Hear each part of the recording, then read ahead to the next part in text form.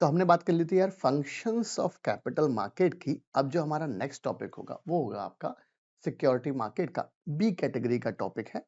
Exam में आ भी सकता है, नहीं भी आ सकता है, बट फिर भी और सिंपलीफाइड टॉपिक है यार, ज्यादा टेक्निकल नहीं है। चले शुरू करें।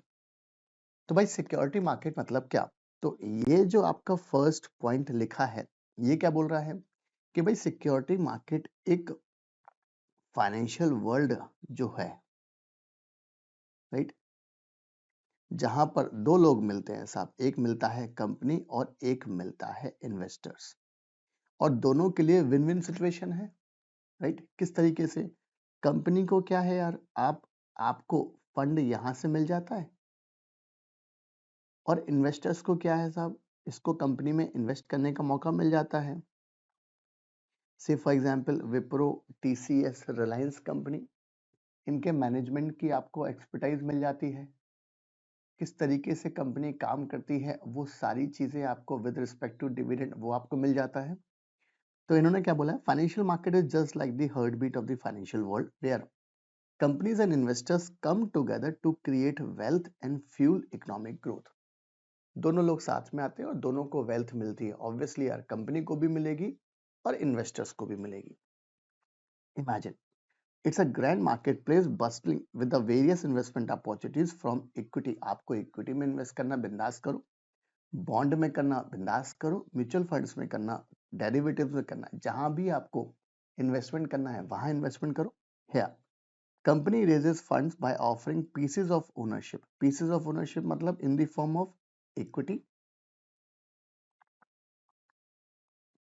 और borrowing through debt securities. Investor get a chance to be a part of their journey. आपने बहुत सारी वो कहानी देखी होगी कि भाई विप्रो में अगर आपने 10,000 रुपए लगाए होते 1993 में, तो साहब 2025 में वो 250 करोड़ रुपए हुआ करते थे। इस तरीके की जर्नी, इस तरीके की बातें होती हैं और एक्चुअल है। क्यों? क्योंकि साहब वो कंपनी ने जमाने भर के रिटर्न्स दिए हैं, जमाने भर के बोनस इश्यू दिए हैं, जमाने भर का स्प्लिट हुआ है, फिर वो डिविडेंड दिया, फिर ये दिया वो दिया, सब चीजें क्यूमुलेटिव होती गई, तो आपका वो 10,000 रुपीज इतना मल्टीप्लाई हो गया, प्रोवाइडेड आपने एक भी रुपया एनकैश नहीं किया हो।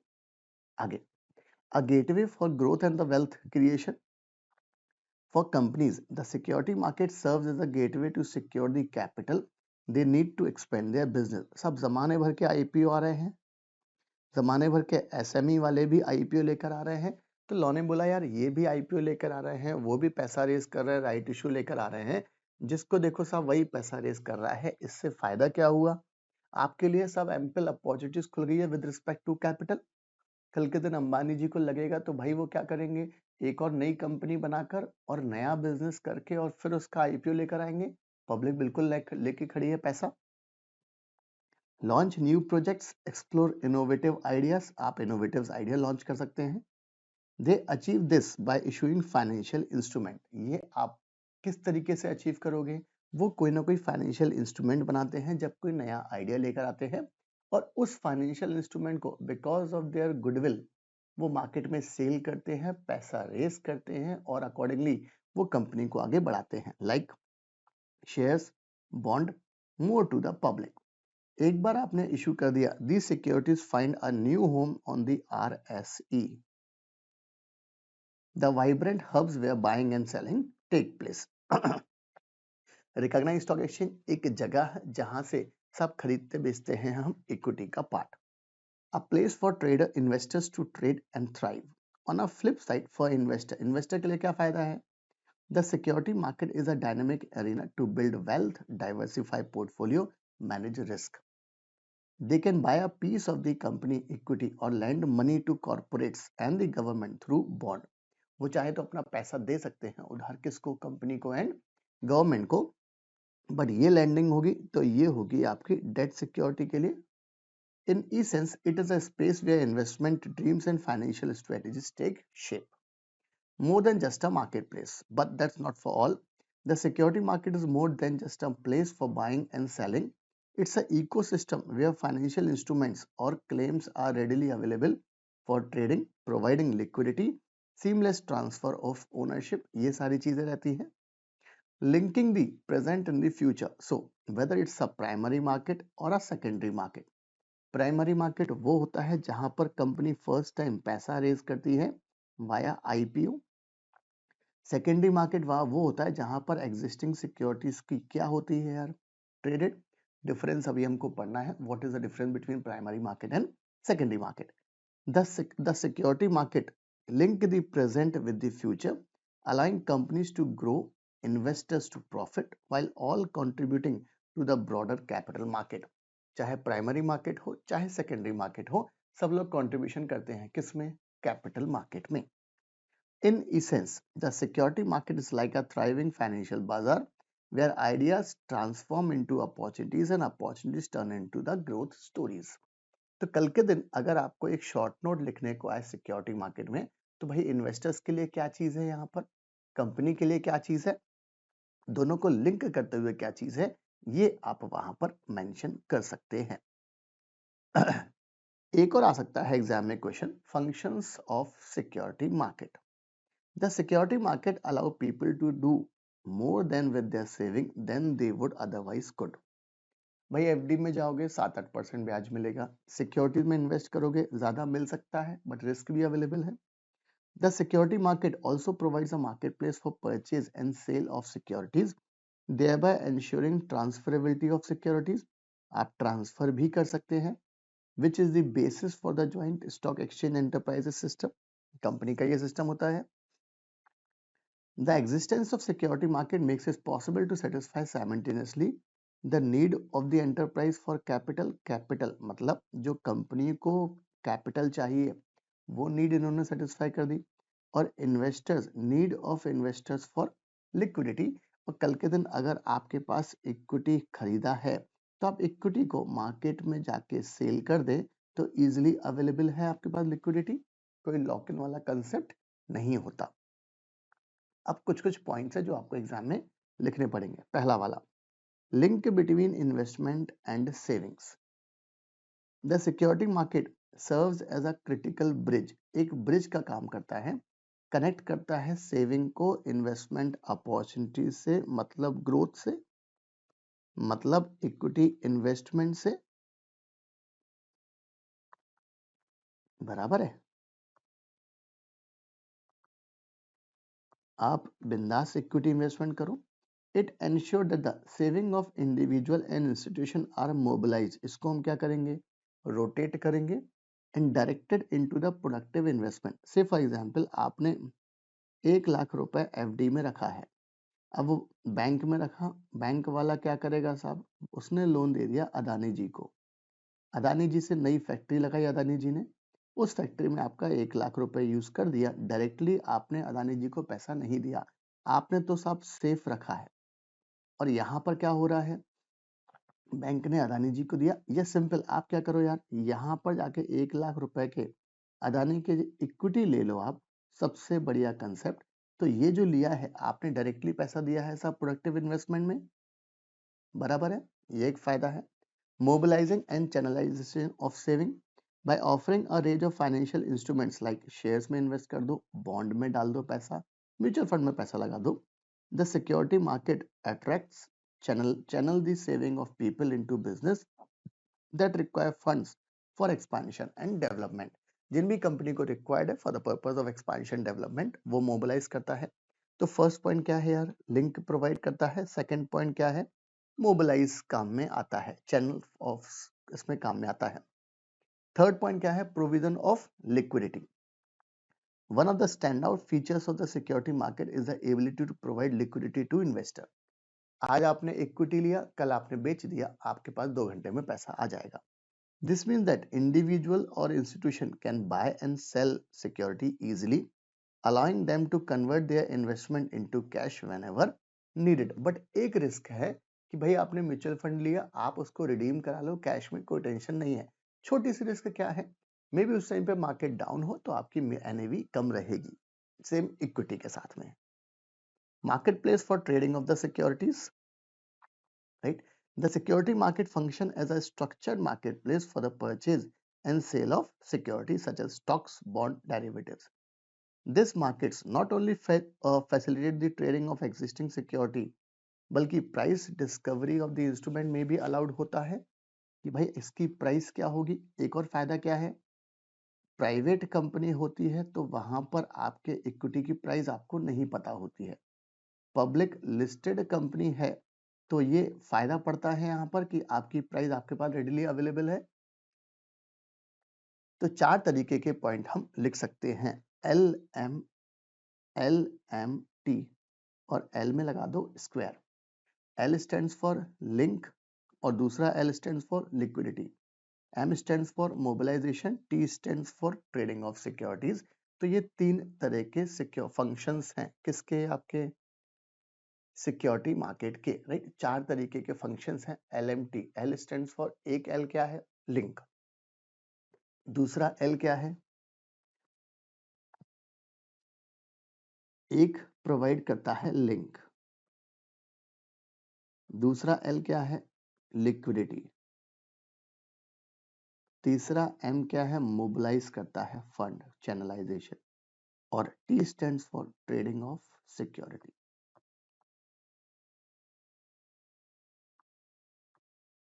करेक्ट। चले, ये क्या है, functions of security market, obviously capital market, बराबर है। चल आगे, why people choose to invest in this security market. सबसे पहली बात तो पोटेंशियल्स है फॉर अट्रैक्टिव रिटर्न। थोड़ा पुराना देखे साहब रिटर्न, तो आपको 12 से 18% तक म्यूचुअल फंड में पैसा मिल जाता है, वहीं बैंक में 7% मिलता, तो अट्रैक्टिव है। ये गिरता है तो उल्टा भी होता है, बट फिर भी सब अट्रैक्टिव है। The market liquidity combined with anticipated yields, yield मतलब return, or capital gains draws in net saving that might otherwise have been consumed. This make investing a compelling alternative to just saving. Best क्या है यार, आप कर रहे हो saving, कहीं कोई दिक्कत नहीं है, बट लॉ ने क्या बोला है आपको कि भाई आप थोड़ा सा इन्वेस्ट करते जाओ। प्रोटेक्शन अगेंस्ट इन्फ्लेशन, इन्फ्लेशन साहब आपका चल रहा है 6% फॉर एग्जाम्पल, वहां पर मिल रहा है आपको 7%, या इन्फ्लेशन 7% मिल रहा है तो आपको 0% मिल रहा है। बट यहाँ पर if you invested in mutual fund 12% भी मिला तो भी 5% नेट तो मिला आपको। ये है protection against saving. Securities can serve as a hedge against inflation. Hedge मतलब रिस्क को मिटिगेट, कम करना, एक बैलेंस क्रिएट करता है। Preserving the real value of saving over time. Opportunity for capital gain. Investors are often attracted by the potential for capital appreciation and the dividend offered by the profitable companies. ये आपको एक चीज ध्यान में रखनी है। ये क्या है, फर्स्ट पॉइंट, क्यों चूज करते हैं। आगे, access to wealth creation for everyone. A well-developed security market demonstrate करता है wealth creation by enabling even those with limited means to invest in the large enterprise. आप ये चालू कर दो भाई, सिर्फ 200 रुपए 250 रुपए वाली चालू कर दो, कोई दिक्कत नहीं है। This accessibility means that people can own a fraction of companies benefiting from its growth without needing to fund the entire business. आपको क्या पूरा का पूरा बिजनेस पैसा लगाना है विप्रो में, नहीं। आपके पास 10,000 रुपए है, 10,000 लगा दो तो आपको एक पर्टिकुलर परसेंटेज 0.00% इक्विटी मिल जाएगा, एक इक्विटी मिल जाएगा आपको, 2 मिल जाएंगे, 10 मिल जाएंगे, जितने लेना हो, जितना इन्वेस्ट करो उस हिसाब से रिटर्न मिलेगा। Platform for business expansion for entrepreneurs with limited capital. अरे यार, कंपनी आईपीओ लेकर आती है, क्यों लेकर आती है, वो अपनी इक्विटी सेल करते हैं। इक्विटी सेल करेंगे तो उनको अनलिमिटेड फंड मतलब जितना आपको फंड चाहिए, जो वैल्यूएशन आपका परफेक्ट है उस हिसाब से आपको पैसा मिल जाता है बिजनेस से फंडिंग करने के लिए। The security market act as a platform, ये एक प्लेटफॉर्म है to attract external investment. It allows them to pool resources from multiple investors providing the capital needed to start और ग्रो अ बिजनेस। एक ये फायदा है। Risk diversification, the security market broad range of options allows investors to diversify their investment across various ventures, industries, asset classes, thereby reducing risk. इससे risk कम हो जाती है, right. बहुत आप जिस तरीके के इन्वेस्टर हो, हाँ, आप उस तरीके का करो आप इन्वेस्टमेंट। से फॉर एग्जाम्पल यहाँ पर जाओ तो यहाँ पर भी अलग अलग तरीके का है। आपको स्मॉल कंपनीज में करना है, रिस्क बहुत ज्यादा है। स्टेबल कंपनीज में करना, उसका अलग कंसेप्ट है, आपको एक एवरेज रिटर्न मिलेगा, ये चीज होती है।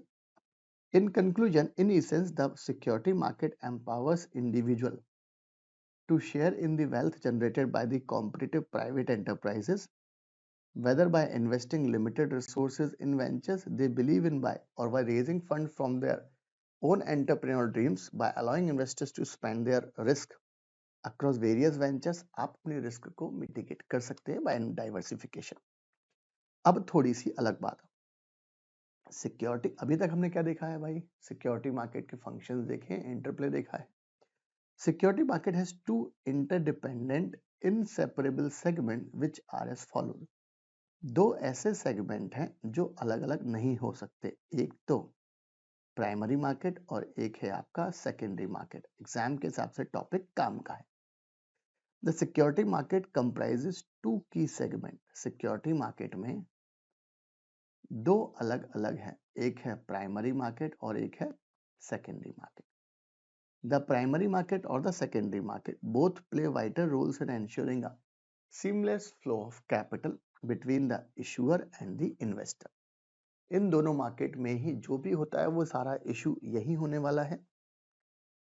किस तरीके से काम करते हैं वो है, एग्जाम में सवाल आया है, primary market is of great significance to the economy.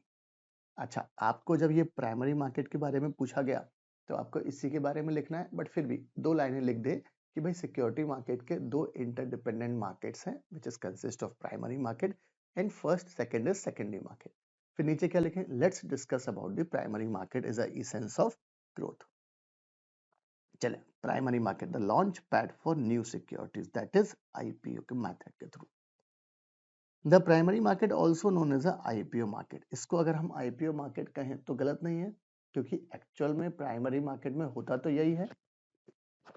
Deals with the issue of new securities. कैसे डील करता है न्यू सिक्योरिटी से?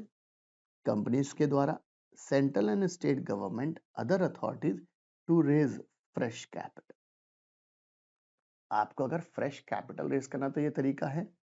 Think of it as a starting point where financial instruments like equity, preference, bond, debentures are introduced for the first time to the investing public।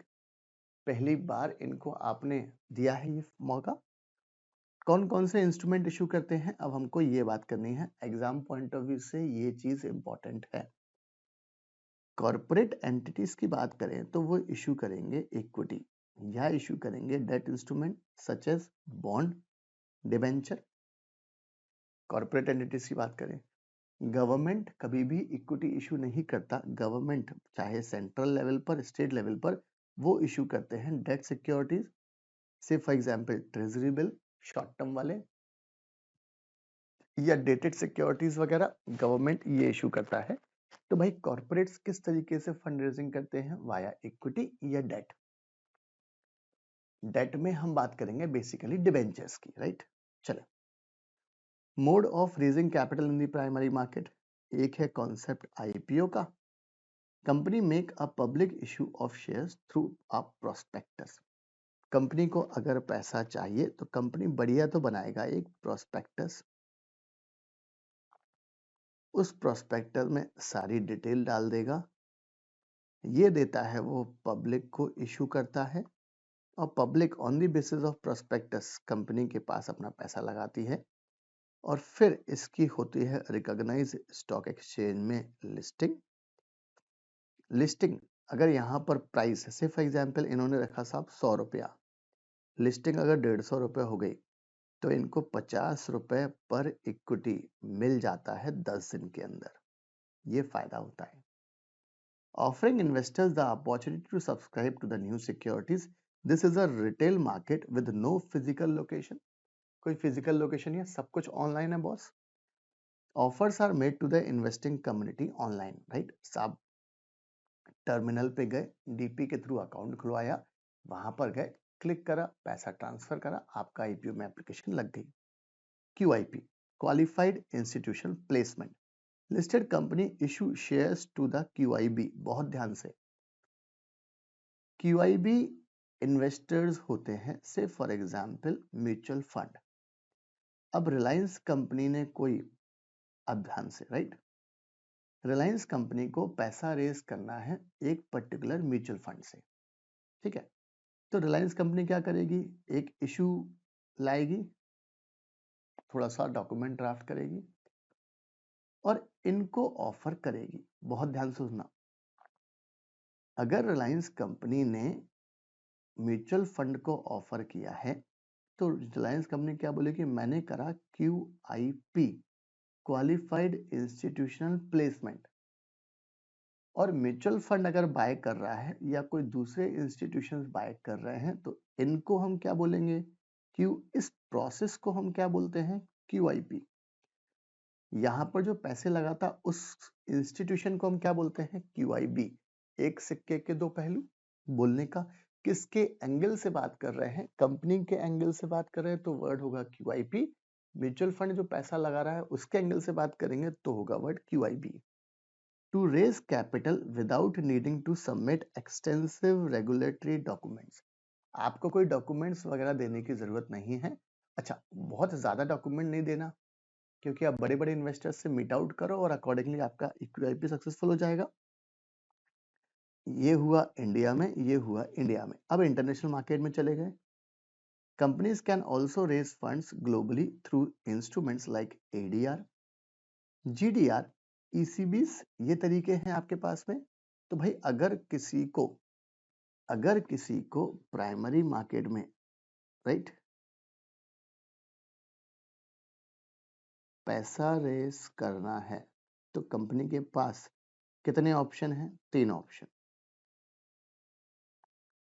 एक तो आप IPO में जाओ, तो यहाँ पर आप पैसा रेस करोगे मेजॉरिटी रिटेल वालों से। आपको IPO में नहीं जाना, पब्लिक की बात नहीं करना।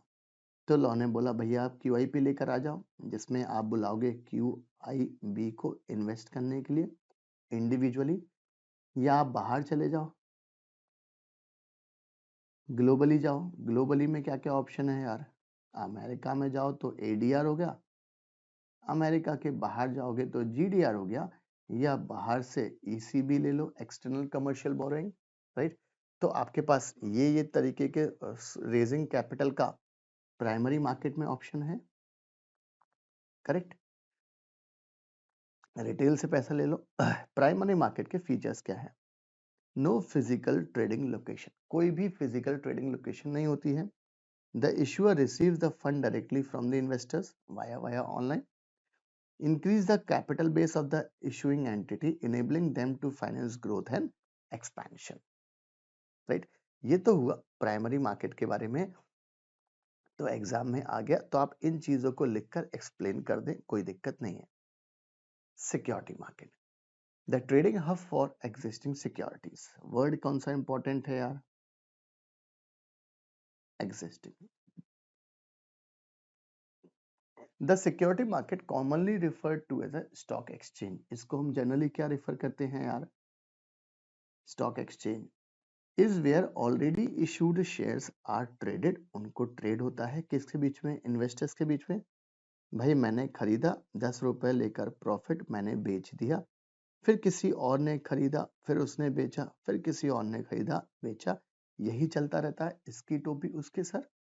It is a space where investors buy and sell securities they acquired in the primary market, providing liquidity and ensuring continuous trading. चलता रहता है।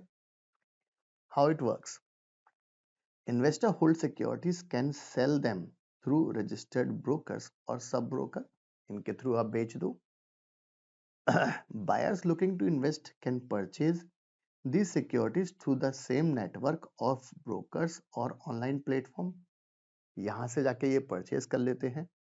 टाइप्स ऑफ सेकेंडरी मार्केट, एक होता है सब physical trading. Earlier stock exchange had physically trading floor. हम बात कर रहे हैं साहब जब ये NSE, ये मतलब 1991 के लगभग की बात कर रहे हैं साहब, 1991 हर्षल मेहता के टाइम की, तब वहां पर फिजिकल चलता था। फ्लोर ट्रेडिंग वर्ड यूज होता है, राइट। फ्लोर पे खड़े होके बोली लगाते थे वहां पर, where brokers meet to execute buy and sell order, right? ये बात कर रहा है 1995 के पहले. Screen based trading, since 1995 Indian market transition to screen based trading, making them the process faster, transparent and more accessible. ये रहता है. Internet based trading, in recent years internet based trading has gained traction, allowing investors to trade from anywhere. पहले, आज से 20 साल पहले क्या होता था साहब, आप रजिस्टर्ड ब्रोकर के ऑफिस में जाओ, वहां पर करो आप. बट अब क्या हो गया है, इंटरनेट बेस्ड ऐप खोला, काम खत्म. की फीचर्स ऑफ सिक्योरिटी मार्केट. सबसे बड़ा फीचर क्या है, liquidity and price discovery. The secondary market provides a platform for investors to liquidate their holding easily and allow the price discovery of security based on the primary market demand and supply. Market demand and supply के base पर price discovery method होता है, यही होता है. Support primary market growth. An active secondary market promotes the growth of the primary market. अरे भाई, यहीं से तो व्यक्ति को बढ़ावा मिलता है कि रिटर्न मिलता है, तभी तो वो आईपीओ में पैसा लगाएगा. By giving initial investors confidence that they can later sell their holding if needed. अगर लगेगा तो भाई आपने जो आईपीओ में आपको इक्विटी अलॉट हुआ है उसको आप बेच सकते हो secondary market. For FPO, first time company क्या लेकर आएगी, आईपीओ, और पैसा रिक्वायर्ड है. सेकेंड टाइम क्या लेकर आओगे, एफपीओ, और पैसा रिक्वायर्ड है. थर्ड टाइम क्या लेकर आओगे, एफपीओ, और पैसा रिक्वायर्ड है. फोर्थ टाइम क्या लेकर आओगे, एफपीओ. तो एक बार आईपीओ आने के बाद जितनी बार भी कंपनी पैसा रेज करती है through any other mode, that term is treated as a FPO. The secondary market is also known as a FPO market because companies often issue additional shares to the public to raise further capital after the IPO. Interplay between the primary and secondary market. The two segments are interdependent and inseparable. The primary market relies on the secondary market to provide liquidity. Primary market किस पर rely करता है, secondary market पे liquidity के लिए. क्योंकि primary market एक बार list हो गया उसके बाद उसकी प्लस माइनस होगा, मतलब बाय सेल होगा, तो वो सब कुछ सेकेंडरी मार्केट पे होगा. Without a well functioning security secondary market, investors would be reluctant to buy. नहीं लेगा ना भाई वो, जब उसको बेचने का मौका नहीं रहेगा. Market due to the lack of the exit opportunity. Exit option होना चाहिए, किस तरीके से एग्जिट करें वो इंपॉर्टेंट है हमारे पास. The secondary market thrives on continuous supply of securities from the primary market. Secondary market व्यवस्था करके रखता है कि भाई प्राइमरी मार्केट में अगर कोई इक्विटी आईपीओ आया है तो उसको किस तरीके से आप सेल आउट कर सकते हैं. New issuance in the primary market ensure that the secondary market remains active and vibrant. In summary, the primary market introduces new security to the public, capital raise करता है कॉर्पोरेट या companies वगैरह, but secondary market ensure करता है liquidity. Liquidity बहुत जरूरी है. Enabling investors to trade the security, पैसा रियलाइज करो. इसलिए दोनों सेगमेंट इंटरडिपेंडेंट हैं आपस में, दोनों सेगमेंट हमको रिक्वायर्ड होता है.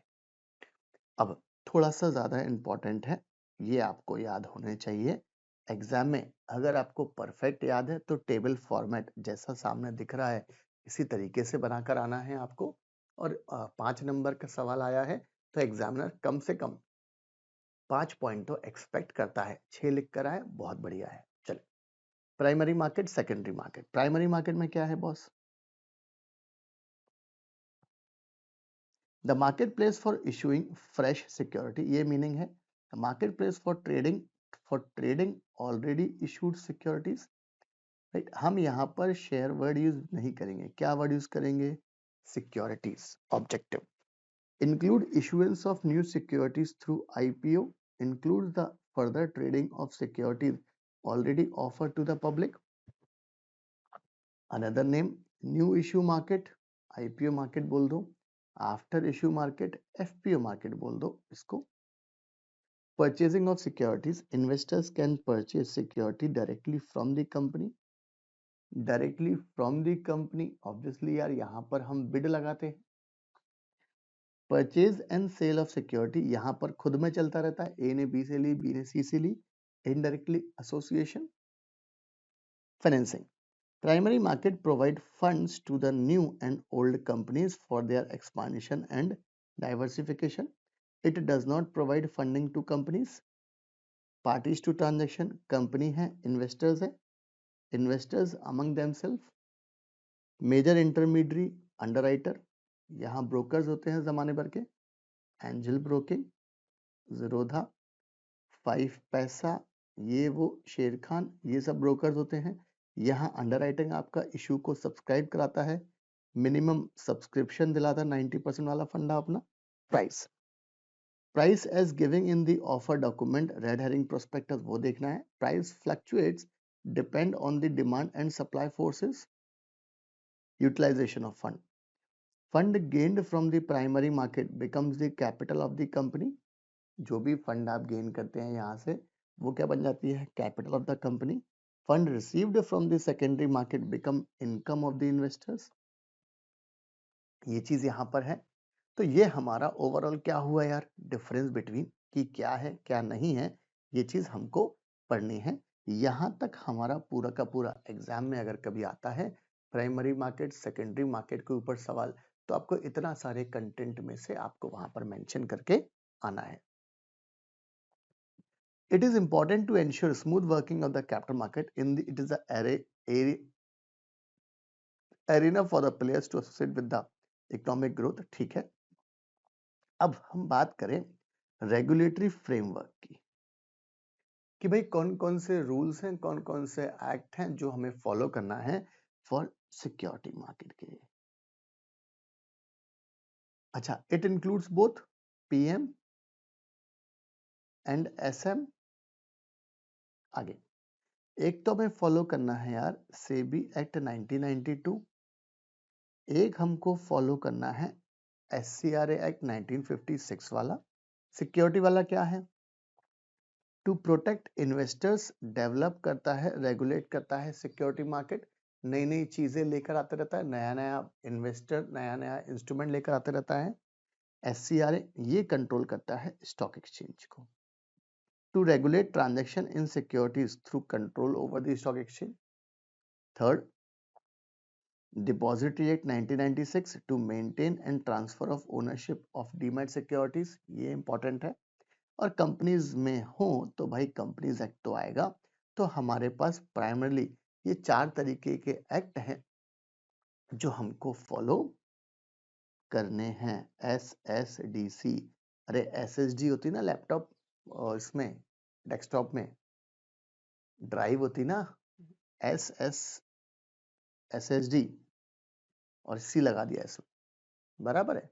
तो S stands for SEBI act, दूसरा S stands for SCRA act, D stands for depository act और C stands for companies act. तो ये रेगुलेटरी फ्रेमवर्क है। चले अब ये देखें किस तरीके का। एग्जाम में आने के सवाल कम है, पहली बात। दूसरी बात, आपको ये अलग से नहीं पढ़ना। क्यों? क्योंकि हमको सबके अलग अलग चैप्टर्स पढ़ने हैं और एक तो पूरा का पूरा एक्ट ही है यार। चले बट फिर भी पढ़ लें। The SEBI Act established the SEBI with a statutory power aimed at, right?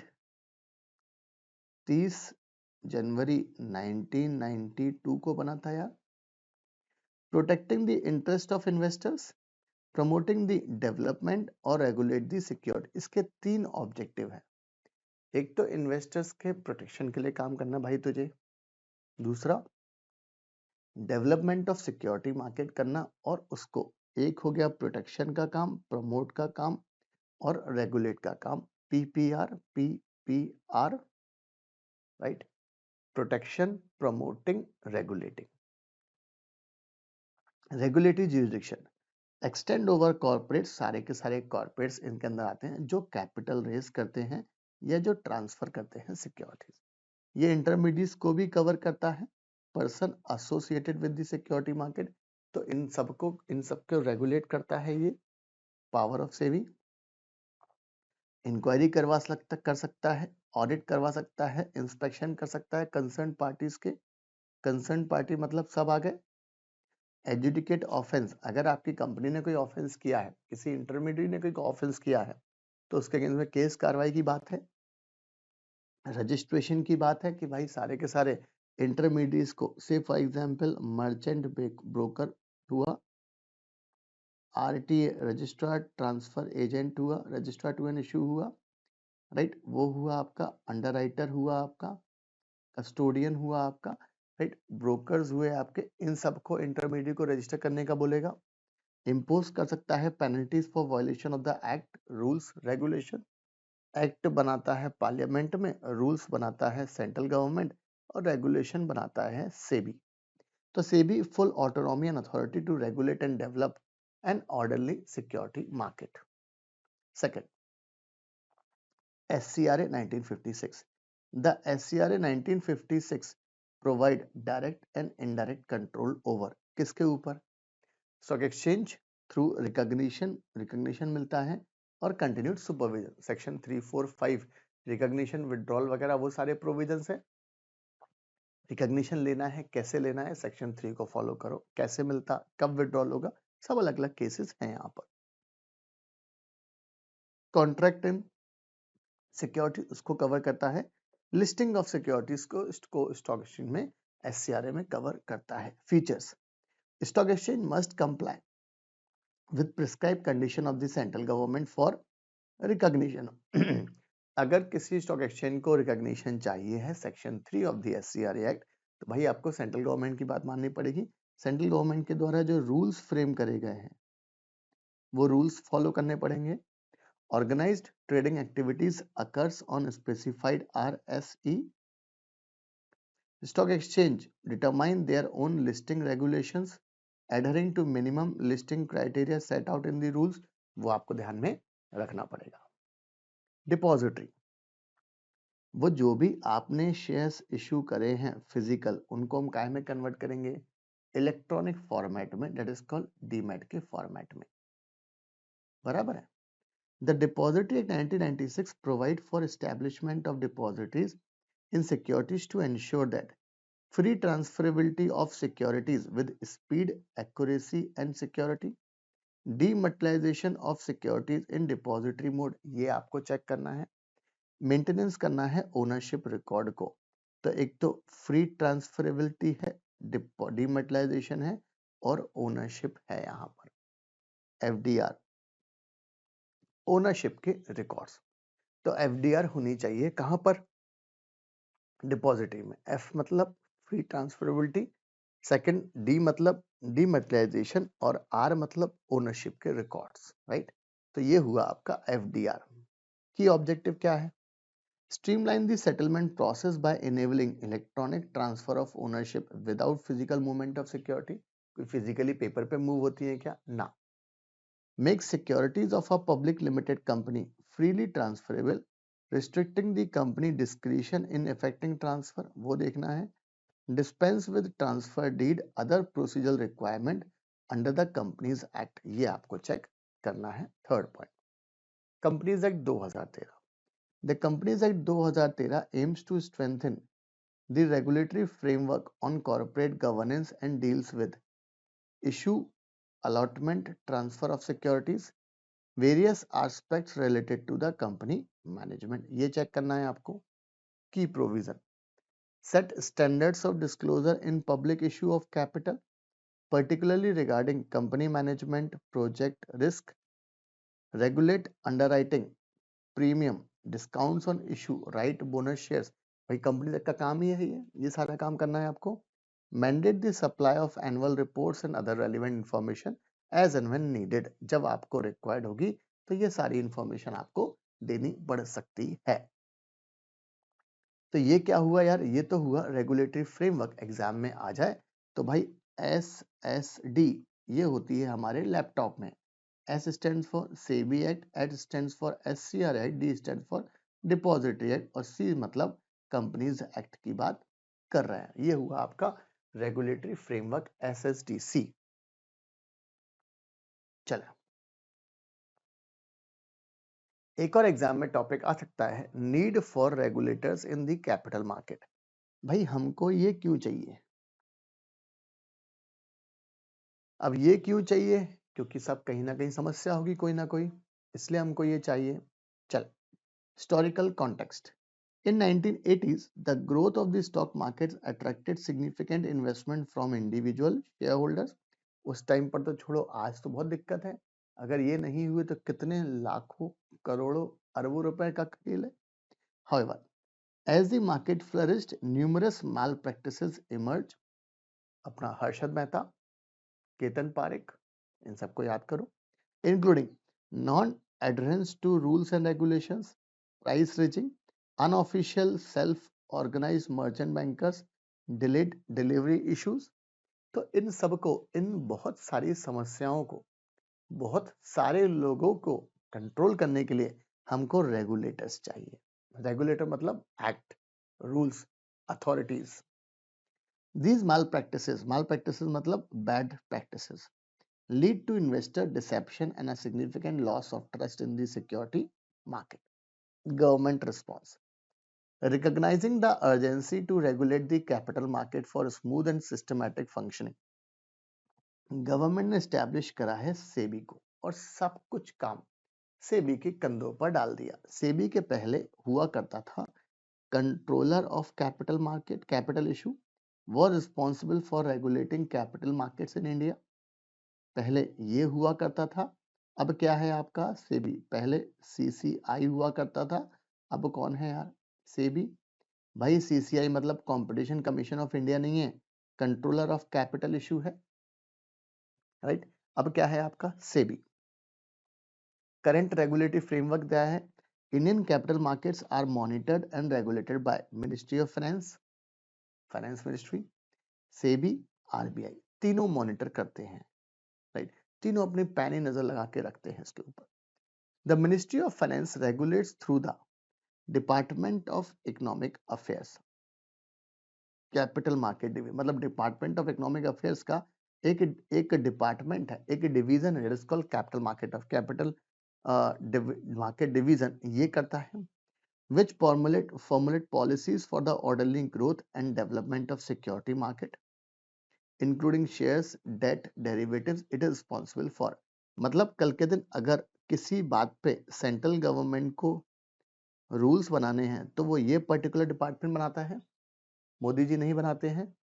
implementing institutional reforms in the security market, building regulatory and market institutions, strengthen investors protection mechanism, providing an efficient legislative framework for security market. तो ये चार तरीके काम कौन करता है साहब, ministry of finance का पर्टिकुलर डिपार्टमेंट, सीएमडी डिपार्टमेंट का, डिपार्टमेंट ऑफ इकोनॉमिक अफेयर्स का सब एक पर्टिकुलर डिपार्टमेंट है। डिपार्टमेंट में कुछ लोग होंगे, उनका क्या बोला अपन ने, कैपिटल मार्केट डिवीजन, जो ये काम करता है, जो रिफॉर्म्स को जन्म देता है नई नई चीजों पे। Building regulatory and market institutions, strengthening investor protection, ये बहुत जरूरी है, नहीं होता वो अलग बात है, प्रैक्टिकली उसको छोड़ दें। अब यार 1992 में आया सेबी। अब सेबी के पहले क्या था challenge, before the enactment of the SEBI act several factors hampered the expansion of equity trading, fresh capital issue were controlled by capital issue control act. एक अलग से एक्ट हुआ करता था sir, capital issue control act, जो सेबी के पहले था, जो आईपीओ को हैंडल करता था सारे के सारे। Lack of transparency in trading practice, ये बहुत नाटक था। सिग्निफिकेंट इनसाइडर ट्रेडिंग एक्टिविटीज, ये तो बात ही मत करो इसकी, बराबर है, इनसाइडर ट्रेडिंग जम के हो रही थी। In light of these challenges several measures were enacted to enhance investor protection and improve market fairness. इसलिए क्या करा साहब इन्होंने, ये पुराने एक्ट हटा दिए और नया वाला इंट्रोड्यूस कर दिया, सेबी एक्ट 1992। और सेबी बढ़िया अथॉरिटी है। आगे, the SEBI was initially established in 1988। पहले कब एस्टैब्लिश हुआ, 1988 में, through an administrative order. However, अच्छा ये तो सिर्फ एक पर्टिकुलर डिपार्टमेंट के ऑर्डर से एस्टैब्लिश हुआ था, बट पार्लियामेंट में स्टैट्यूटरी अथॉरिटी कब बना यार ये सेबी में, 1992 में। तो हमारे लिए काम का कौन सा है, 1992। एग्जाम में क्या लिख के आना है 1992 के बारे में, एक लाइन लिखनी हो तो अलग बात है। की माइलस्टोन इंक्लूडेड, जैसे ये आया कंट्रोलर ऑफ कैपिटल इशू को अबॉलिश कर दिया, बराबर है, क्योंकि सारा का सारा काम सेबी करेगा। SEBI was established on February 21 1992, but actual में जो इफेक्टिवनेस चालू हुआ है हमारे लिए, जो आपको डेट याद रखनी है वो कौन सी याद रखनी है यार, 30 जनवरी 1992। बाकी और कोई डेट याद रखने की जरूरत नहीं है, आपको तो यही डेट याद रखना है। The SEBI act replace the ordinance on 4 April 1992 और कुछ power, certain power under sections of SCRA and companies that were delegated to SEBI। ये पावर किसको डेलीगेट कर दी गई है, सेबी को। सेबी अपने आप में प्रोएक्टिव अथॉरिटी है जो ये सारा का सारा काम करती है। Regulatory power of SEBI, the regulatory power of SEBI was further enhanced through the Securities Law Amendment Ordinance of January 1995, which was later replaced by the Act of the Parliament। Today, SEBI operates under the overall control of the Ministry of Finance। सबसे ऊपर कौन है इनके, ministry of finance with is head office in Mumbai. Mumbai में इनका क्या है यार, head office. After the 2002 amendment, SEBI gain power to pass interim order, pass करने का अधिकार है। इंटरिम मतलब जो अभी फाइनल नहीं हुआ है, जो सारे के सारे मुद्दों को डिसाइड नहीं किया गया, that order will be treated as a interim order. आगे, कंडक्ट इन्वेस्टिगेशन करने का 11C में, सेक्शन 11C में आपको इन्वेस्टिगेशन करने का अधिकार है, इंक्वायरी वगैरह करनी है, आप इंक्वायरी वगैरह कर सकते हैं, बराबर है। तो ये सारी पावर आपको दी गई हैं किसमें यार, सेबी एक्ट में। सेबी को पावर दी गई है जमाने भर की पावर, कौन कौन सी है यार, आपको इंटरिम ऑर्डर पास करने का अधिकार है, आपको इन्वेस्टिगेशन करने का अधिकार है, बराबर है। अच्छा, इंक्वायरी करने का अधिकार है, वो वाली पावर है। सेक्शन 11D है हमारे पास, जो बात करता है कि भाई आपको किसी बंदे को अगर रिस्ट्रेन करना है कि भाई तू डील नहीं करेगा, तो उसकी पावर 11D में है, ये पावर है। कोई नॉन कंप्लायंस की है तो है। अच्छा, मिसलिनियस पावर्स बना दी हैं सेट के रिस्पेक्ट में, ये सारी पावर्स हैं। In making policy, SEBI consult with various entities including the government, RBI, IRDA, PFRDA before formulation it's policy. कल के दिन कोई भी पॉलिसी फ्रेम करे भाई, इन सबसे वो जानकारी लेता है कि आपका क्या सुझाव है इस बारे में। ऑब्जेक्टिव्स, ये ऑब्जेक्टिव्स बेसिकली हमको जब हम सेबी एक्ट 1992 पढ़ेंगे तब हमको डिटेल में पढ़ना है, बट फिर भी 3 point. Protect the interest of investors, promote करना है और रेगुलेट करना। देखो भाई, एक तो इन्वेस्टर्स को प्रोटेक्ट करना है, बट आपको डेवलप भी करना है सिक्योरिटी मार्केट नई नई चीजें लाकर, और जब ये सब कुछ हो गया तो इनको रेगुलेट भी करोगे आप, राइट। तो PPR, to achieve this objective, SEBI focus on 3 main participants in the financial market: issuer of securities, investors and financial intermediaries। अरे ये तीन ही तो पार्टिसिपेंट है, एक तो है कंपनी, एक है पैसा लगाने वाला, और एक है जो बीच में चैनल प्रोवाइड करता है, ब्रोकर्स वगैरह। issuer of securities, these are entities in the corporate field, मतलब हम बात करेंगे कंपनीज की। These are entities in the corporate field that raise fund from various sources in the market। SEBI make sure that भैया healthy and transparent environment होना चाहिए उनके काम के लिए। तो एक तो ये हो गया, दूसरा कौन है यार, इन्वेस्टर, और तीसरा कौन है, फाइनेंशियल इंटरमीडिएट्स की बात है। फाइनेंशियल इंटरमीडिएट्स में जमाने भर के इंटरमीडिएट्स, ब्रोकर्स, फ्रोकर्स सब आ जाएंगे यहाँ पर। मर्चेंट बैंकर, तो 3 तरह के हमें ये रिक्वायर्ड होता है। चले, अब है आपको ALL का काम, आशीष लर्निंग लाउंज। याद रखना, ये आपके सिर्फ और सिर्फ समझने के लिए है, you need not to remember, आपको याद नहीं रखना है as such, exam point of view से। अब Harshad Mehta scam, a turning point in the Indian financial market. सबने मूवी देखी है भाई 1992 वाली, बस। In 1990s, the Indian financial market was shaken by one of the most बढ़िया फाइनेंशियल स्कैंडल्स हुआ था भाई हिस्ट्री में, the Harshad Mehta scam, also referred to the scam of 1992। इसको इस तरीके से भी याद किया जाता है। This scandal involves market manipulation exceeding 4000 crore का हुआ था घोटाला, a staggering amount that significantly impacted the integrity of the Indian stock market. Basically यही एक रीजन था जिसने सेबी को भी जन्म दिया था। Background of this scam, Harshad Mehta क्या था, मूवी देखी होगी तो आपको याद होगा। एक था वो बंदा स्टॉक ब्रोकर, यूटिलाइज करता था various means including forge bank receipts, manipulate करता था share prices to create an illusion of wealth and success in stock market. बराबर है, यही करता था वो कि भाई यहाँ पर फेक बैंक रिसिप्ट के बेस पर पैसा रेस करता था, उसको कंपनीज को लगाता था, कंपनी से बात करता था और उनको इन्फ्लेट करता था। His operations were marked by inflated stock prices. Mehta engaged in rigging stock prices, creating a false sense of demand. जबरदस्ती डिमांड क्रिएट करता था और अपने हिसाब से प्राइस को ऊपर ले जाता था। Banking manipulation. He exploited loopholes in the banking system, particularly by misusing bank funds which were meant for government securities to buy shares. Right? ये इस तरीके से काम करता था। Impact on the market. As news of the scam broke, the Indian market faced a खतरनाक वाला crash हुआ। इन्वेस्टर्स वर इनको और भाई इनको तो बेचना था।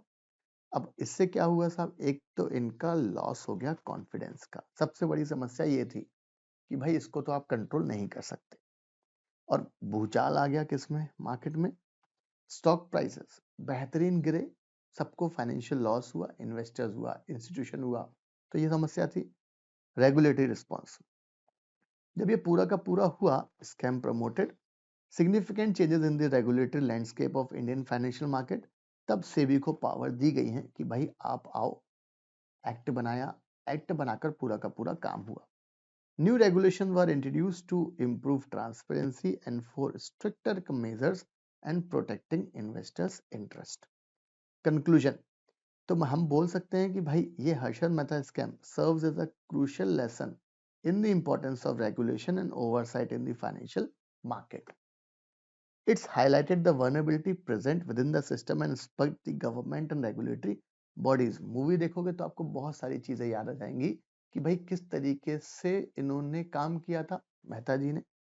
चल, बट क्या ऐसा है क्या कि भाई सेबी एक्ट आने के बाद स्कैम बंद हो गए क्या? नहीं, बहुत सारे स्कैम फिर भी हुए हैं। For example Ketan Parekh scam 2001 में। Ketan Parekh was a stockbroker who manipulated the stock prices of various companies, particularly those in the technology sector. कैसे करा? He engaged in a circular trading, colluded with the companies to inflate stock prices, causing a bubble that eventually burst. Company के साथ type करके व्यवस्था बनाकर फिर काम किया। The market crashes that follow regulated losses exceeding 1000 crore, leading to stricter regulation in the, फिर से इन्होंने रूल्स बनाए। क्या उसके बाद रुक गया क्या? नहीं। सत्यम राजू भैया ने करा था काम 2009 में। Often called the Indian Enron, the Satyam scandal involves the IT company Satyam computer services, Raju Ramalingam, confessed to inflated profits by nearly 7800 crore, 7800 crore का भाई साहब ने ये किया था। जबरदस्ती की इनकम शो करी थी, इन्फ्लेट किया था profit. Raju falsified financial statement to show better than the actual performance, misleading investors and regulatory authorities. The scandal led to major reforms in corporate governance and the strengthening of auditing processes in India. NSEL scam, right? बहुत सारे scams हुए थे यार, तो ये चीज important है। 2013 में The National Spot Exchange Limited scam involved a trading platform that allowed trading in commodities, और इसके कारण 5500 करोड़ का नुकसान हुआ था। NSCL operated engaged in illegal transaction and failed to honor contracts, leading to the massive liquidity crisis. इस तरीके से हुआ था यार इन्होंने 55-5600। और क्या है भाई, ये था आपका, ये जो NSCL था ना, थोड़ा सा और बात करें तो ये प्रमोट किसने किया था? कभी पढ़ोगे गूगल पे तो वहां पर आपको दिखाई देगा, FTIL एक कंपनी थी, फाइनेंशियल टेक्नोलॉजीज इंडिया लिमिटेड, और ये गुजराती थे जिन्होंने ये कांड किया था, जिग्नेश भाई। दिमाग तो वहीं चलता ना यार, राइट। चल, Bhushan steel scam 2018। The Bhushan Steel scam involves allegations of financial irregularity, including misrepresentation of financial health and failure to repay loans. How it's happened? The company was accused of inflating its revenue and hiding debts, leading to losses for investors and shareholders. ये काम था इनका। The scandal was a part of the broad investigation corporates। ये हुआ था यार। तो इस तरीके से स्कैम्स होते रहें और आगे भी होंगे, राइट। सब ये रोक नहीं पाएंगे। ये स्टील वाला काम करते थे।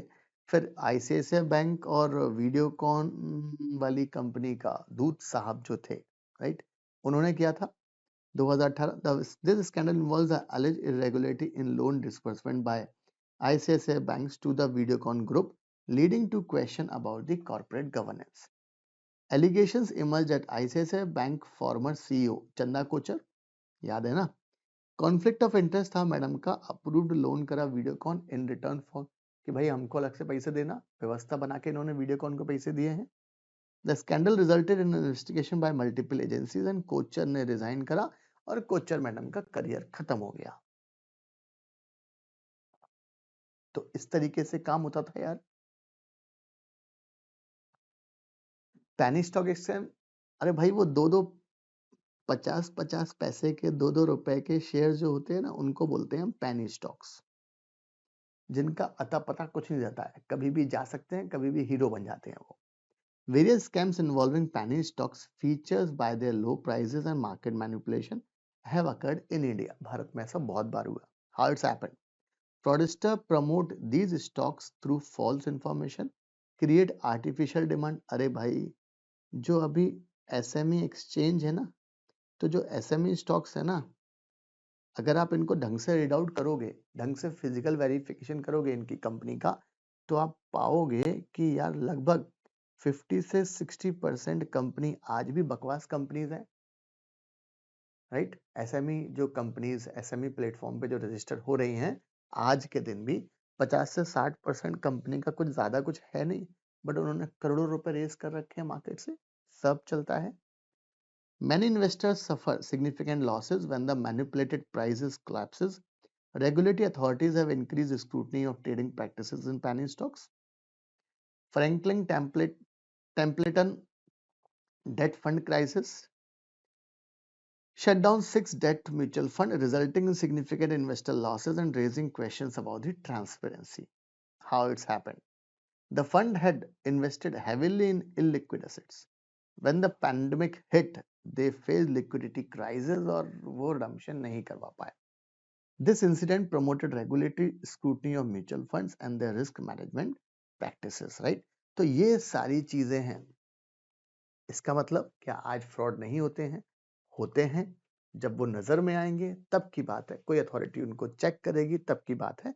बट ये नॉर्मली ऐसा नहीं है साहब, 1992 आने के बाद, सेबी एक्ट आने के बाद, हर्षद मेहता के स्कैम के बाद कोई स्कैम नहीं हुआ है। स्कैम होंगे और आगे भी होते रहेंगे और एसएमई प्लेटफॉर्म पे बहुत होते हैं। तो एग्जाम में क्या आएगा? एग्जाम में अगर ये सवाल आता है तो हमको थोड़ा सा इसके बारे में लिखना है, बिफोर आफ्टर, एक आध दो केस लॉ का नाम लिख कर आए, सब बहुत परफेक्ट आपका इंप्रेशन जाएगा एग्जामिनर के सामने। तो ये चीज हमारे लिए इंपॉर्टेंट थी।